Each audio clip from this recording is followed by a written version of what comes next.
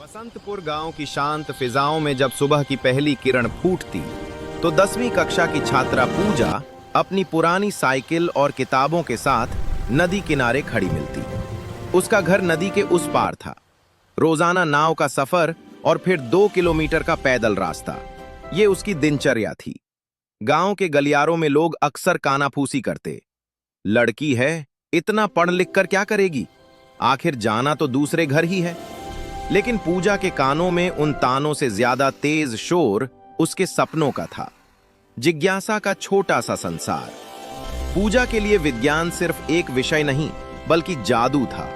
वो अक्सर रात के अंधेरे में आसमान को ताकती और सोचती, ये तारे टिमटिमाते क्यों हैं?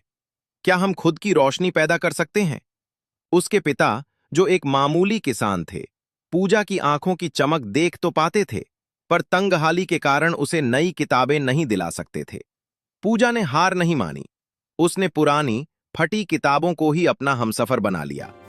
कबाड़ से कलाकारी तक जब स्कूल में विज्ञान प्रदर्शनी का ऐलान हुआ तो पूजा की आंखों में एक नई चमक आ गई। मगर चुनौती बड़ी थी। मॉडल बनाने के लिए पैसे कहां से आएंगे? उसने हार मानने के बजाय अपने घर के पिछवाड़े और कबाड़ में सामान ढूंढना शुरू किया।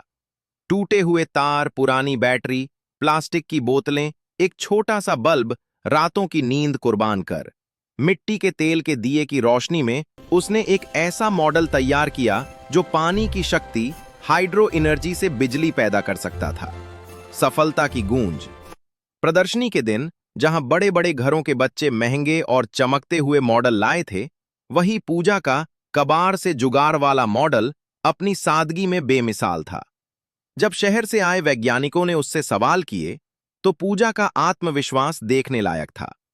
उसने तर्कों के साथ समझाया कि कैसे उसके गांव की छोटी सी नदी पूरे इलाके को रोशन कर सकती है। परिणाम की घड़ी आई। प्रथम पुरस्कार की विजेता हैं बसंतपुर गांव की पूजा।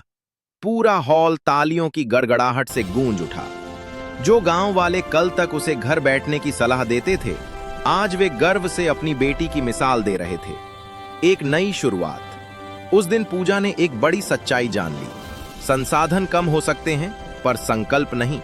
उसने उसी पल तय किया कि वो वैज्ञानिक बनकर लौटेगी ताकि उसके गांव का कोई भी बच्चा अंधेरे में न पढ़े और हर घर तक किताबों की रोशनी पहुंच सके।